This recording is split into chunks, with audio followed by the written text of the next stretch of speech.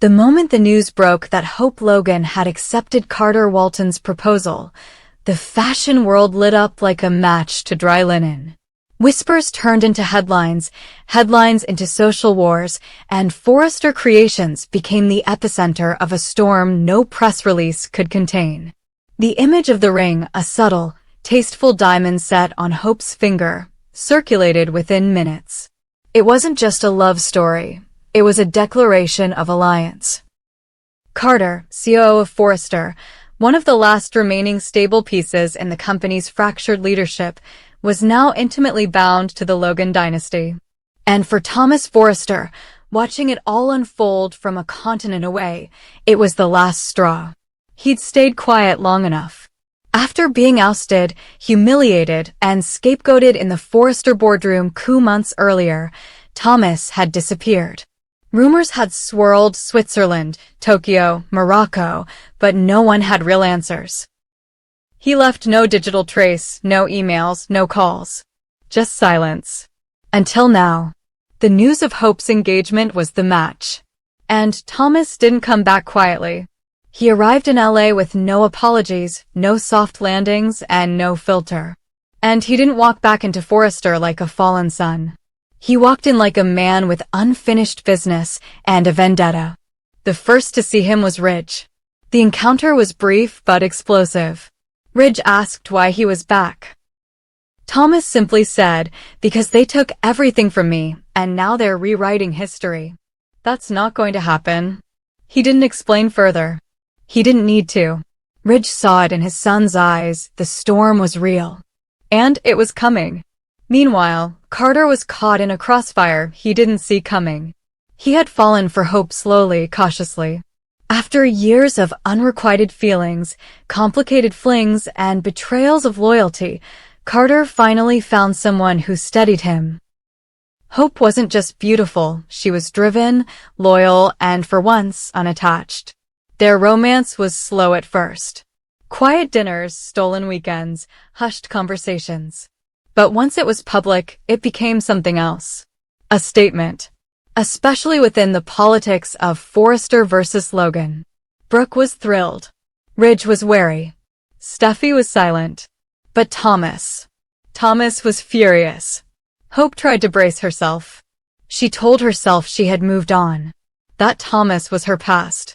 That Carter represented a clean future. But the moment she saw Thomas again, standing in the main studio, sharp in all black, that familiar intensity in his eyes, she felt it, buried memories clawing their way back. Thomas didn't yell. He didn't demand. He simply looked at her and said, "Tell me you don't still feel it." She didn't answer. That silence said everything. Carter confronted Thomas days later. The two men squared off in the Forrester CEO suite, tension thick enough to carve. She made her choice, Carter said calmly. Thomas smirked. Did she? Or did she settle for the man who wouldn't scare her? Carter didn't blink. You had your chance. You broke it. Now you want to wreck her future because you can't live with your past. Thomas leaned in. No. I'm here because the past is a lie. And I've got proof. The build-up to the wedding was fast. Brooke pulled every string to secure press coverage. The wedding was set in the Forrester Garden, a location soaked in decades of scandal and splendor. Ridge kept a tight lid on security. He feared Thomas might pull something. But no one expected the level of chaos he was about to unleash. The guests were seated. The aisle lined with white orchids. Hope stood behind the curtain radiant, if visibly shaken. Carter waited at the altar, nerves buried beneath layers of control. The ceremony began. The minister started to speak. And then Thomas walked in. No one moved. No one spoke. Cameras clicked. Brooke stood. Thomas, don't do this. He ignored her. He stepped forward, handed the officiant a sealed envelope. Before this wedding continues, I have something to share. With all of you. Ridge tried to stop him. Thomas raised his voice. You all want to pretend this is about love. About peace. But it's about control. And I'm done letting you control the narrative. The minister opened the envelope, pulled out a single page. He read aloud. An internal memo, buried in Forrester archives, written by Stephanie Forrester decades ago, a document outlining the original terms of Logan inclusion in Forrester Creations. It wasn't just a business clause. It was a secret agreement. Stephanie, in a rare moment of concession, had offered Brooke partial rights under the condition that no Logan heir could ever hold majority executive power. It was hidden, forgotten. Until now. The crowd erupted. Brooke demanded the document be deemed fake. Ridge looked stunned. Carter stepped forward, asking to verify its authenticity. Thomas presented another document, a certified authentication from a Swiss legal firm. It was real. The wedding stopped. Hope was silent. She looked at Thomas with disbelief and anger. "Why?" she asked. "Because you're marrying into a lie," Thomas said. "They've all been lying to you, to me, to the shareholders. You needed to know before you said I do." Carter pulled Hope aside. "This doesn't change us," he insisted. "This is corporate noise. It has nothing to do with our love." Hope looked at him, at the altar, at the shattered calm around them. "Doesn't it?" she whispered. The wedding was called off. In the days that followed, the fallout was seismic. Forrester Creations went into internal review. Board members scrambled. Brooke launched a PR offensive, calling the document outdated and legally irrelevant. Ridge tried to mediate. Steffi backed her brother publicly for the first time in months. "He's reckless," she said, "but he's not wrong." Eric, pulled out of retirement, demanded an emergency board vote to reassess control shares. Carter was caught in the middle. His relationship with Hope became strained. Not because they didn't care, but because the foundation cracked. Trust was gone. Hope wasn't sure anymore what she wanted. Carter, loyal to Ridge and the company, was forced to pick a side. And Thomas? He didn't back down. He released more documents. Emails. Archived recordings. He painted a picture not just of a corporate cover-up, but of a pattern of manipulation, Brooke's influence over decisions, promotions, funding. It wasn't illegal, but it was damning. Hope moved out of Carter's home. Brooke begged her to cut Thomas out. Hope refused. "He might be a storm," she said, "but he's telling the truth. And that means something."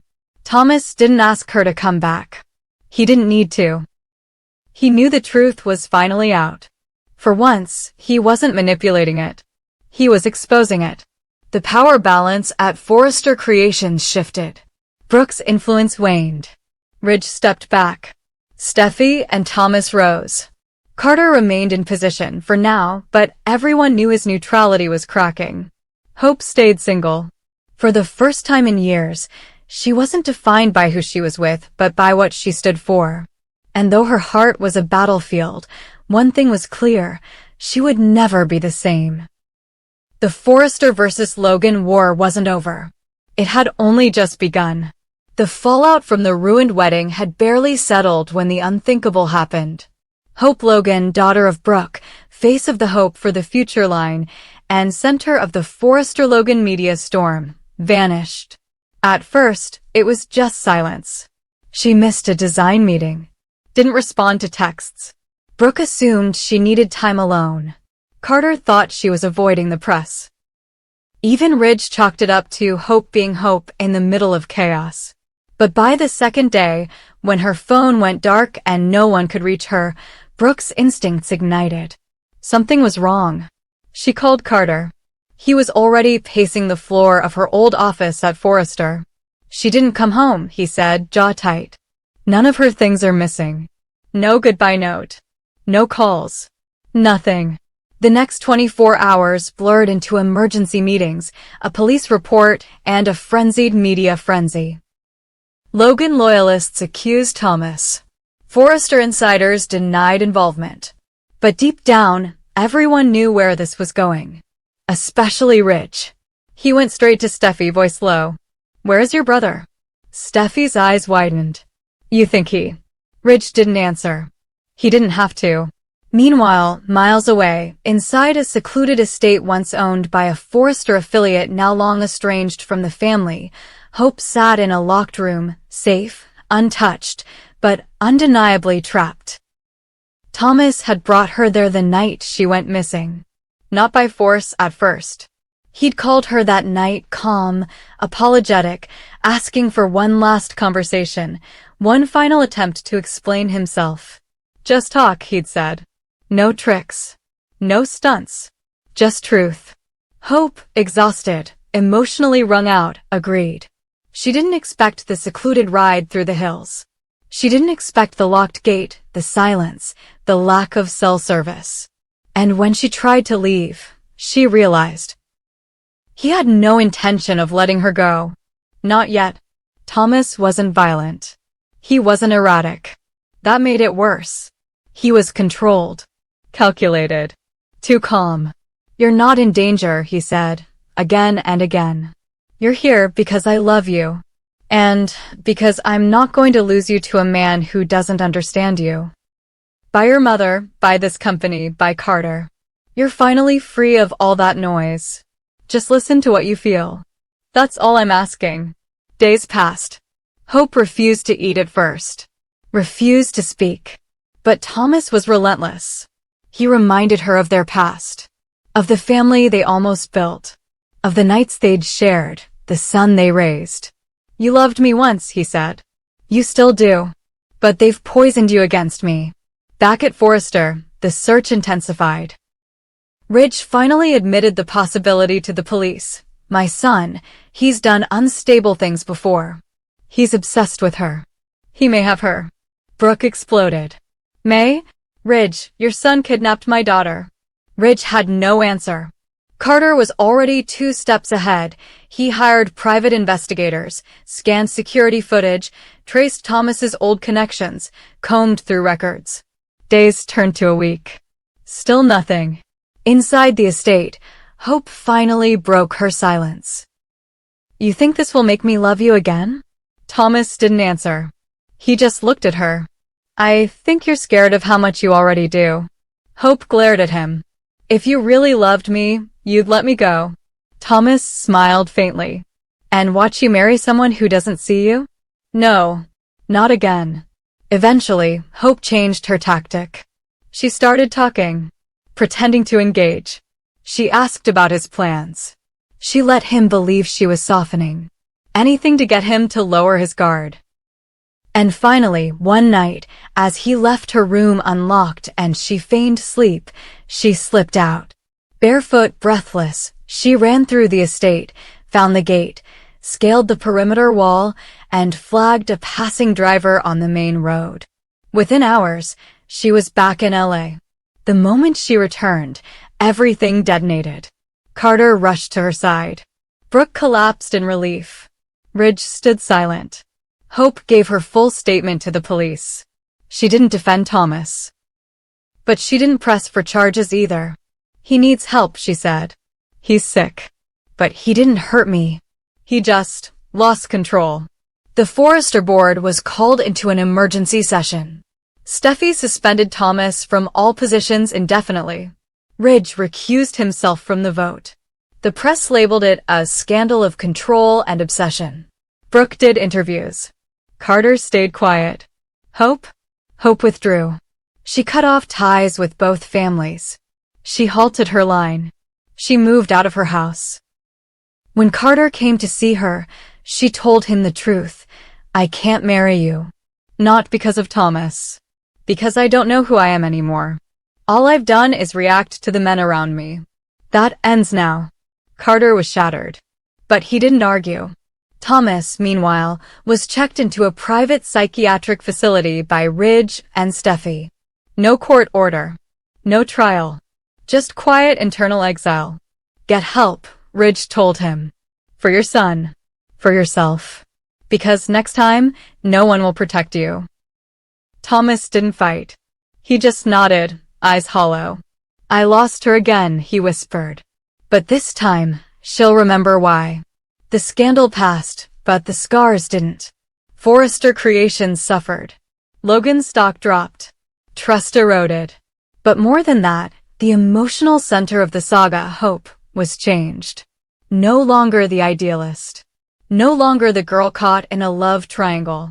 She was no longer a symbol. She was a survivor. And she would write her next chapter alone.